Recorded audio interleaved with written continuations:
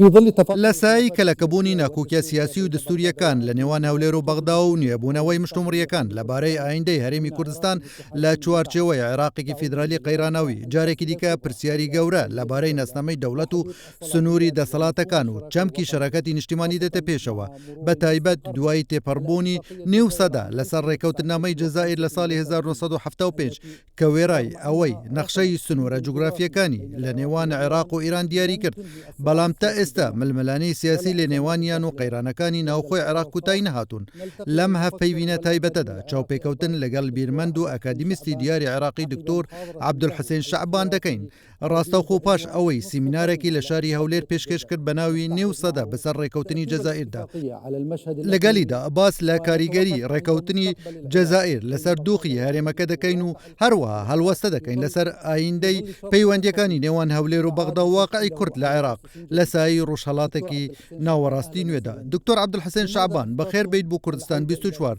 بۆچی لەم کاتەدا گەڕانەوە بۆ ڕێکەوتنی جەزائیرتان هەڵبژارد؟ ئایا پێتان وایە ئەم ڕێکەوتنە تا ئێستا کاریگەری لەسەر پەیوەندیەکانی عێراق و ئێران هەر بەردەوامە؟ هەروەها کاریگەری ئەم ڕێکەوتنە لەسەر دووسەی کورد بە دیاریکراوی چییە؟ زۆر سوپاس بۆ ئەو میوانداریە.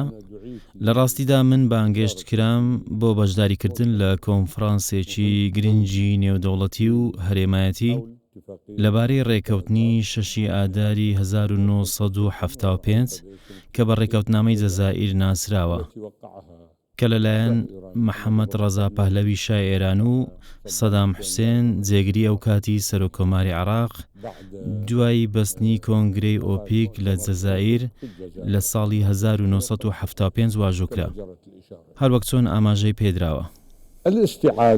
گەڕانەوە بۆ ئەو ڕێکەوتنە بۆ وەرگرتنی پەندە لەوانە و عیبرەتە گرنگەکانی ئەو ڕێککەوتنە کە هەندێک پرسی بە دوای خۆی داهێنا و پێویستە مشتومڕ بکرێن و ناوە ناوە بۆی بگەڕێنەوە.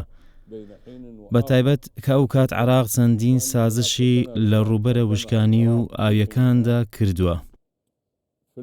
لە ڕووبەری وشکانیدا پەیوەندی بە ناوچەکانی کوردستانەوە هەیە لە ناوچەکانی نۆکان و ناوزەنگ نزیکە 1000 کیلۆمەتری چوارگۆشەیە و من شارەزەم لەو ناوچانە کە بۆ ماوەیەکی درێژ لەوێ ژیاوم. دواتر لێرەدا پێویست بوو ناوچەی زێن ئەلقەوس و سەیف سەعەد بگەڕێندرێنەوە کە ڕووبەرەکەی 324 کیلۆمەتری چوارگۆشەیە بەڵام ئێران نەیگەڕاندەوە وەڕای ئەوەی کە واژووی لەسەر ڕێکەوتنامەکە کردبوو. هەرچی لەسەر ئاستی سنووری ئاویشە ئەوە عێراق بە گوێرەی هێڵی ثالۆیت سازشی لەسەر نیوەی شەتول عەرەب کرد.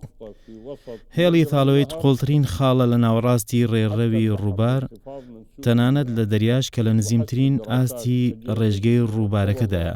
بە گوێرەی توێژینەوە جیۆلۆجیەکان و جوگرافیەکانیش زانایان دەڵێن دوای 100 ساڵ شەتول عەرەب هەمووی دەکەوێتە ناو خاچی ئێران. ئەویش بەهۆی کۆبوونەوە و زۆربوونی لم و چەو لە کەناری بەری عێراقدا. ئەمەش زیانێکی زۆر گەورەیە. لێرەدا هەندێک زیانی دیکەی سیاسیش هەن کە قوربانی بە شۆڕشی کوردی درا و گەلی کورد بەهۆی ئەو ڕێکەوتنە ناندات پەروەرانە ئەشکەنجە درا کە کاریگەریەکی زۆر گەورەی لەسەر ڕێڕە و ڕێچکەی سیاسی لە عێراق هەبوو بۆ هۆی پاشەکشەکردن و دەستپێکردنی پرۆسەی تەعریب. لە ئەنجامەکانیشیدا دەیان هەزار هاوڵاتی کورد بۆ ناوچەکانی باشوور و ڕۆژئاوا و ناوەڕاستی عێراق ڕاگوێزران و لەوێ نیشتەجێکران. هەروەها لەگەڵ هەڵگیرسانی شەڕی عێراق و ئێرانیش چەند هەزار گوندێکی کوردی بە پاساوی ئاسایشی سنوور تەختی زەوی کران. جگە لەمەش لێرەدا هەندێک لە سازشەکان زیانی بەلایەنی عەرەبیش گەیاند. با بچینە تەوەرەکی دیکەی دیدارەکەمان لەبارەی کاروباری ناوخۆی عێراق بە بڕوای ئێوە تا چەند دەستوری و یاساییە کە لە بابەتی موچەدا پەیڕەوی مەرکەزیەت بکرێتن وەک کارتێک لە دژی هەرێمی کوردستان بەکاربهێنرێت. هەروەها کێشەکانی دیکە کە لێ نێوان هەولێر و بەغدا لە ئارادان و تا ئێستا چارەسەر نەکراون. سەرەتا من دەڵێم ڕزق بڕین یان مل بڕین هەردووچیان یەکشتن. ئەمەش بنەمایەکە لە فقی ئیسلامی و فقی قانونی و دەستوریش زەختیان لەسەر کردووەتەوە. بۆیە پێویستە بابەتی موچە و بابەتی مافەکان بخەینە دەرەوەی بازنەی مشتومڕی و دەماخاڵەکان لەبارەی ئەموو ئەو، چونکە ئەم بابەتە پەیوەندی بە دەمەوانەی نانی خەڵکەوە هەیە، پەیوەندی بە دەمەوانەی ویژدانی مرۆڤایەتیەوە هەیە. ئەمە وێڕای ئەوەی بەرپرسیارەتیەکانی خێزانەکان و پاپەندیەکانی هەرێمی کوردستان بەرامبەر هاوڵاتیەکانی زیاتر دەکات، جگەلەوەی کە تا چەندە بەرپرسیارەتی ناوەند یانیش دەوڵەتی فیدرال بەرامبەر هەرێمی کوردستان زیاتر دەکات. دەمەوێت بڵێم ناکرێت بەم شێوەیە مامەڵە لەگەڵ هەرێمی کوردستان بکرێت کە هێشتا لە ژمارەیەک شۆڕژجێر پێکهاتووە و لە ناو شاخەکان خەریکی خەباتن. ئێستا هەرێمی کوردستان قەوارەیەکە و ئەمری واقع و بە گوێرەی دەستور نوێنەرایەتی خۆی دەکات وەک بەشێک لە دەوڵەتی عێراقی. پێویستە ڕێز لەو بەشە بگیرێت و بەیەکسانی لەگەڵ بەشەکانی دیکەی عێراق مامەڵەی لەگەڵدا بکرێت. ئەمە یەکەمیان. دووەمیان کوردستان بە گوێرەی دەستور وەک هەرێمێک دانی پێدانراوە. پێویستە بۆ دەستور بگەڕێینەوە بەبێ لە چاوگرتنی ئەو بۆمبە زۆرانەی لە دەستوردا لەبارەی پێکەنانی ئەنجومەنی فیدرال چێندراون کە تا ئەمڕۆژ ئەو ئەنجومەنە هیچ بوونێکی نییە. سێم، ئەم هەرێمە لەسەر ئاستی هەرێمایەتی و نێودەوڵەتیش دانی پێدانراوە. تورکیا و ئێران و جیهان بەگشتی وەک قەوارەیەکی دەستوری لە چوارچێوەی دەوڵەتی عێراقدا مامەڵەی لەگەڵدا دەکەن. هەروەها لەسەر ئاستی وڵاتانی عەرەبی و نێودەوڵەتیش وەک بەشێک لە دەوڵەتی عێراق مامەڵەی لەگەڵدا دەکرێت، بەڵام تایبەتمەندی جیاکرەوەی خۆی هەیە. پێویستە بگەڕێینەوە بۆ هەندێک لە وردەکاریانەی پەیوەندیان بە هەرێمی کوردستانەوە هەیە.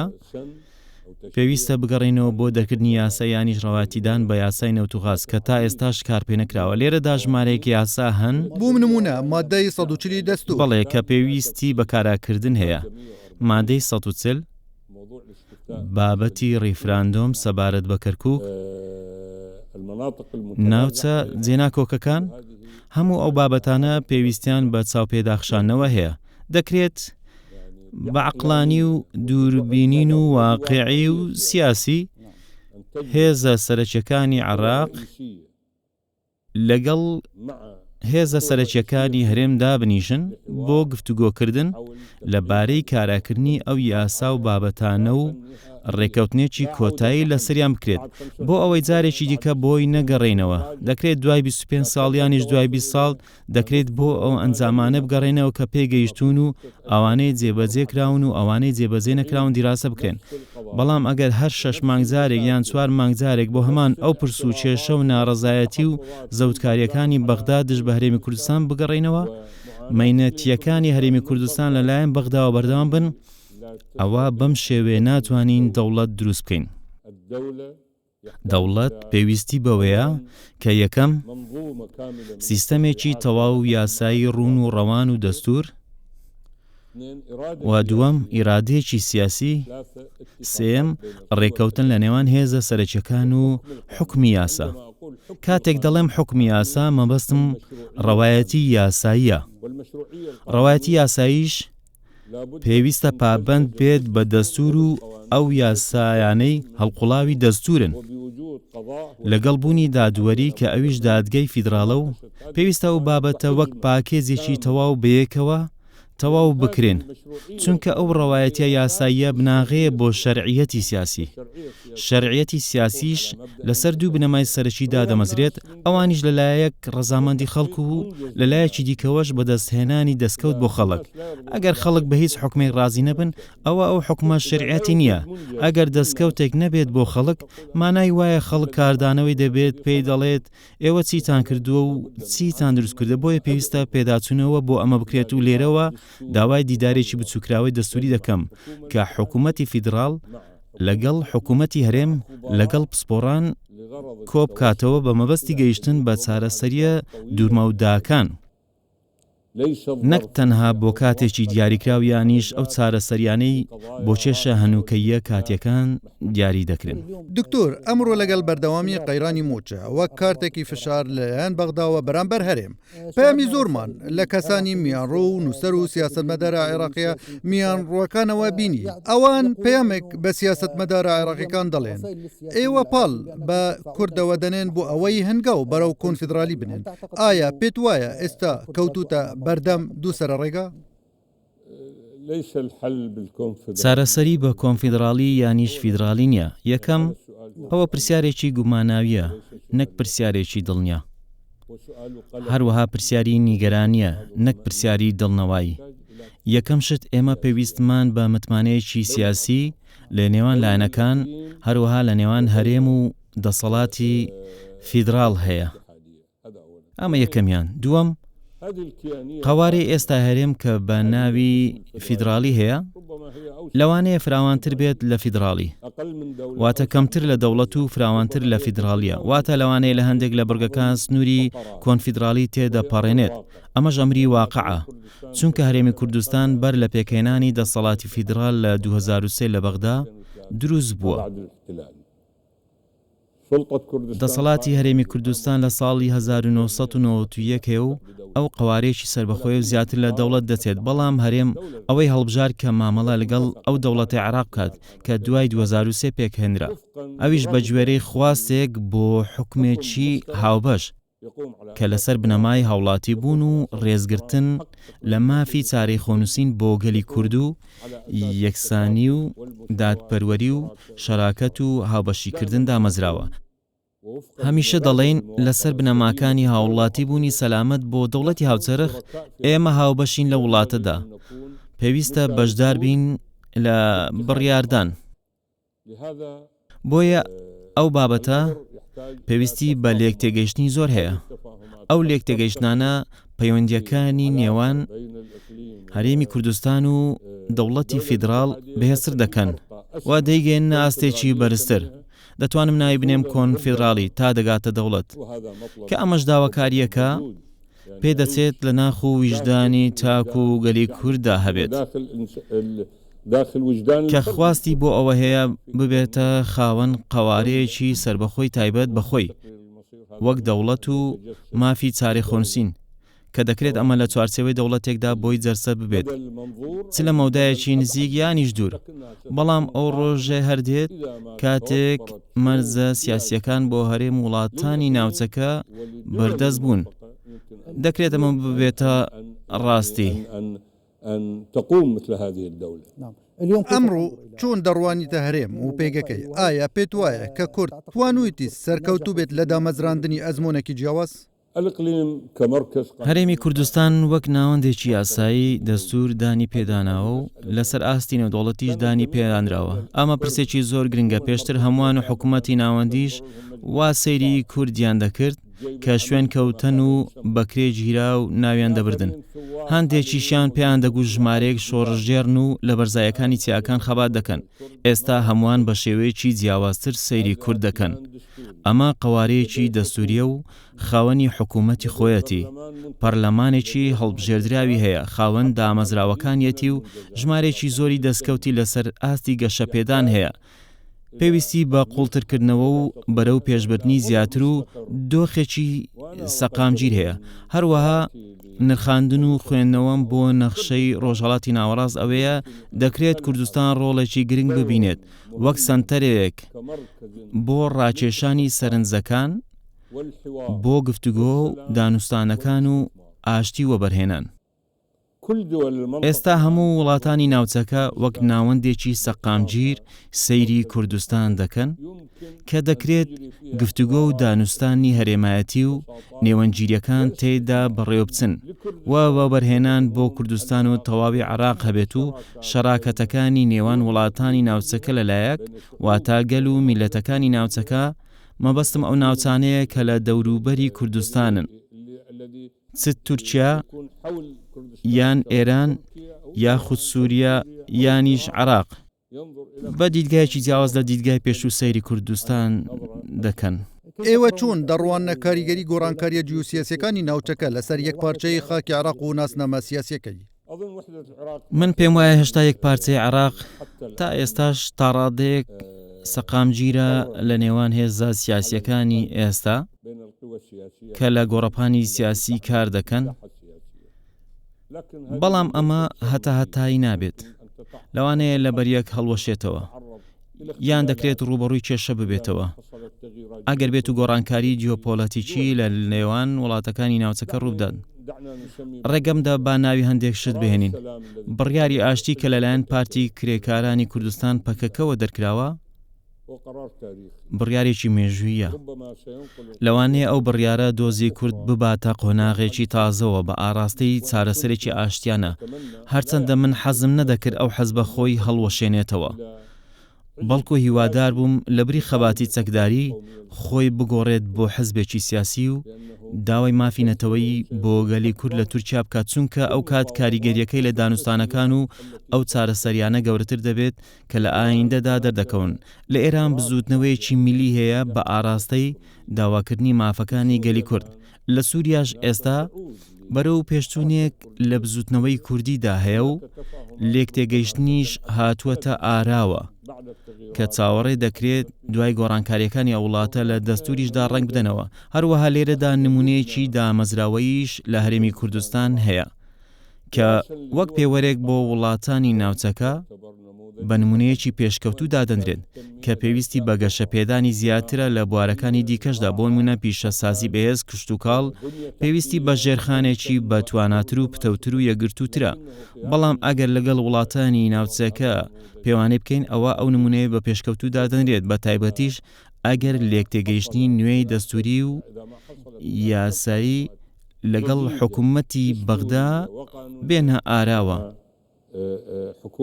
بە ئاراستەی بەرەو پێشبردننی پەیوەندیەکان و بەهێزکردنی گەشەپێدان و بەرهێنان لە نێوان هەرێمی کوردستان و حکوومەتی بەغدا. دکتۆر، ئایا بڕوات بە چەمکی ڕۆژهەڵاتی ناوەڕاستی نوێ هەیە؟ ئایا دەکرێت کورد لەو ڕۆژهەڵاتە ناوەڕاستە نوێدا پێگایەکی هەبێت؟ من پێم وایە ناکرێت باز ڕۆژهەڵاتێکی ناوەڕاست بکرێت کە کورد بوونی تێدا نەبێت. ژمارەی دانیشتوانی میلەتی کورد لە ناوچەکە زیاتر لە 40 ملیۆنە. من وەک عەرەبێک کە شانازی بە عەرەببوونی خۆمەوە دەکەم، کاتێک باسی ئەو پرسە دەکەم بە هەزرێکی یاسایی و مافپەروەرانە و بەڕەهەندێکی استراتیژی باسی ئەوە دەکەم کە پەیوەندی بە خوێندنەوە گۆڕانکاریەکانی ناوچەکە هەیە. کورد لە ناوچەکە هەیە، فارس هەیە، ئێران دەوڵەتە و پێویستە لەبەر چاو بگیرێت لە کاتێکدا کە ئێستا لەگەڵ ئەمریکا لە دۆخێکی دوژمنکارانەدایە، کەس نازانێت دانوستانەکانی چۆن کۆتایی دێن. عەرەبیش لەو ناوچەیە هەیە و زۆرینەی وڵاتانی ناوچەکە پێک دەهێنن. هەروەها تورکەکانیش لە ناوچەکە هەن. ئەمانە چارگەلی سەرەچین. ئەگەر میلەتی ئەفغانیەکانیش وەک بەشێک لەو پێکهاتانە بۆیان زیاد بکەین، ئەمانە دەبنە 5 پێکهاتەی سەرەکی لە ناوچەکە. کێشەی وڵاتانی ناوچەکە لە ماوەی 2 ساڵی ڕابردوودا و جەنجی کۆمەڵکوژیەکەی ئیسرائیل بۆ سەر فەڵەستین و خەڵکی غەزە بە دیاری کراو، ئەوەی لە ڕێکەوتنەکاندا ڕوودەدات و ئەو دەرەنجامانەی ئێران لە دانوستانەکانیدا لەگەڵ ئەمریکا پێیدەگات، هەروەها ئەوەی لە ئەنجامی خۆ هەڵوەشانەوەی پارتی کرێکارانی کوردستان و بەرەو پێشچوونی حکوومەتی تورکیا وەک ڕەوتی زۆرینە لە تورکیا بە ئاراستەی مافەکانی کورد بەرهەم دێت. هەموو ئەمانە لەوانەیە ڕنگدانەوەی ئەرێنی لەسەر وڵاتانی ناوچەکەدا هەبێت. لێرەشەوە زیاتر لە جارێک داوام کردووە هەرێم کوردستان ڕۆڵێکی سەرنجڕاکێشانە بگێڕێت و ببێتە سەنتەرێک بۆ وەبەرهێنان. ئەمە زۆر گرنگە و لەسەر ئاستی هزری و ڕۆشنبیریش داوای گفتوگۆی نێوان ستونەکانی ئەو 4 میلەتە کردووە، واتە مەبەستم عەرەب، تورک، فارس و کووردە. پێشتریش خاوەنشکۆ ئەمیر حەسەن گفتوگۆیەکی بەو ناونیشانە ساز کرد بوو. هەندێک کەسایەتی گرنگی کوردیش لە هەرێمی کوردستانەوە تێیدا ئامادەبوون هەروە هەندێک کەسایەتی ئێرانی و تورکیش تێیدا ئامادەبوون وەڕێی ئامادەبوونی هەندێک کەسایەتی عەرەبی هەر لە وڵاتی مەغریبەوە تا وڵاتانی کەنداوی عەرەبی هەموو ئەمە پێویستی بە لێکتێگەیشتنی نوێ هەیە لە ناوچەکەدا لەو ناوچەیە 4 پرۆژەی سەرەکی هەن لێرەدا پرۆژەی ئیسرائیلی هەیە کە ڕوون و ئاشکرایە دەیەوێت لەسەر حیسابی وڵاتانی ناوچەکە فراوان بێت پرۆژەیەکی ئێرانیش هەیە کە دوای جەنگی غەزە و هەڵاتنی بەشار ئەسەد و ڕوخانی ڕژێمی سووریا پەچی کەوت و هەروەها ئەوەی لە لوبنانیش ڕوویدا بە نەرێنی ڕنگدانەوەی لەسەر هەژمونی ئێران هەبوو وەی ڕای ئەمە ئەو پاشەکشەیە ئێستا لە ئێمە ڕوودەدات هەموو ئەمانە کاریگەری نەرێنیان لەسەر هەژمونی ئێران هەبووە لەوانەشە کاریگەری لەسەر هەندێک گروپی چەکداری لە عێراقیش هەبوو بێت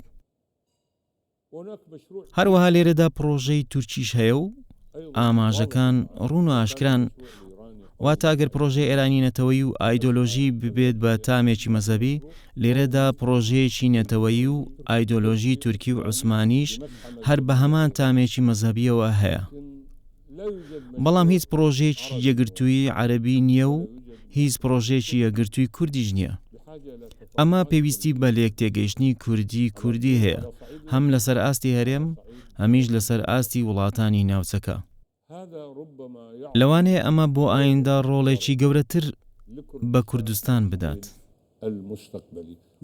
هەروەها دەکرێت کوردستانی عێراق ببێتە سەنتەرێک بۆ ئەو جەمسەرگیریە کوردیە لەسەر ئاستی وڵاتانی ناوچەکە ئەمە وێڕای ئەوەی کە دەبێتە سەنتەری جەمسەرگیری بۆ وڵاتانی ناوچەکە کە لەوانەیە لە کوردستان پێگەیەکی پێشوازی لێکرا و گرنگ و پارێزرا و بۆ خۆیان بدۆزنەوە ئەویش لە ڕێگەی ئەو هاوکاریانی لەسەر بنەمای بەرژەوەندی هاوبەشدا دەڕێژرێن هەروەها لە سای ئەو کرانەوە هەرێماتی و نێودەوڵەتی بەرامبەر هەرێمی کوردستان هەیە کە ئێوەش ئاماژەتان پێدا تو پێت وایە کە ئەمە هاوسەنگێکی نوێ لە ناو خۆی عێراق بنێتە ئاراوە؟ بەڵێ من پێم وایە وا دەبێت من پێم وایە هەڵبژارنی داهاتوو جیاواز دەبێت لە هەڵبژارنەکانی پێشوو جۆرێک لە جیاکردنەوە ڕوویداوە مەبەستم هێزە سیاسیە شیعەکانە جۆرێک لە جیاکردنەوەی ناوخۆی لە نێوانیاندا ڕوویداوە هەروە هەندێک لایەن لەلایەکەوە چوونەتە لایەکی دیکە هەروە هاوکاریش لەگەڵ هەندێک لیستی پێشوو هاتووەتە ئارەوە لەوانەیە هاوشێوەی ئەو جیاکردنەوەی لە ناو سونەی سیاسیش ڕووبدات هەروەها پێدەچێت جۆرێک لە یەک نزیکبوونەوەی کوردیش ڕووبدات ئەگەر حکوومەت لە هەرێمی کوردستان پێک بهێندرێت ئەوە کاریگەری لەسەر پرۆسەی گۆڕانکاری هێواش و نەرم لە ناو خۆی عێراقیش دەبێت و لەوانەیە زیاتر لە واقعدا نزیک ببێت داخل الوضع العراقي سيكون ربما أقرب إلى الواقع. پێت وایە تاکەی ئەو قەیرانە بەردەوام دەبێت کە ئاستەنگ لە بەردەم دامەزراندنی دەوڵەتی مەدەنی و دەوڵەتی هاوڵاتی بوون دروست دەکرێت. نحن ما زلنا على عتبة بناء الدولة. هێشتا لە دامەزرانی دەوڵەتین. دەوڵەت پێویستی بەوەیە حکمی یاسایی تێدا بێت کە ئەمە هێشتا نییە چونکە زیاتر لە یاسایەک هەیە. هەندێک جار پەنا دەبەینە بەر یاسای هۆزایەتی ئەمەش مەدەنیەتبوونی دەوڵەت پەک دەخات. هەروە هەندێک جاریش باسی ئەوە دەکەین کە هەندێک مەرجعی ئاینی و ئەوانی دیکە هەن لەگەڵ ڕێزم بۆ ئەو مەرجعانە بەڵام دامەزرانی دەوڵەت شتێکە و ئاینیش وەک لایەنێکی ڕۆحانی مرۆڤ باوەڕی پێدەهێنێت شتێکی دیکەیە. پێویستە لێرەدا دەسەڵاتێکی یەکگرتوو هەبێت واتە دەسەڵاتی یاسای یەکگرتوو هەروەها دادگایەکی سەلامەتی سربەخۆ و سیستەمێکی ئیدارەدان کە لەسەر بنەمای ڕێزگرتن لە هاوڵاتیان و چەمچی هاوڵاتی بوون بنیاد بنرێت و هاوڵاتی بوون وەک پایەکی سەرەکیدا بنرێت بۆ بنیادنانی دەوڵەت. هاوڵاتی بوونیش دەوەستێتە سەرچوار پرسی سەرەکی. هیچ هاوڵاتی بوونێکی ڕاستەقینە نییە بەبێ بوونی ئازادیەکان. هەروە هیچ هاوڵاتی بوونێکی ڕاستەقینە نییە بەبێ دادپەروەری بە تایبەت دادپەروەری کۆمەڵایەتی. ئەگەر بە کەمترین ڕێژەش بێت واتە تەماحی زۆرم نییە.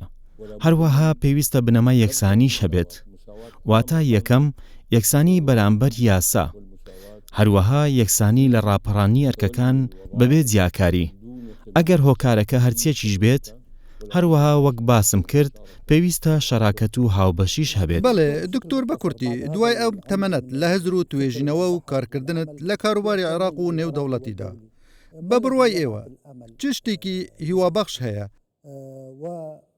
یانیش چ شتێک نیگەرانتان دەکات؟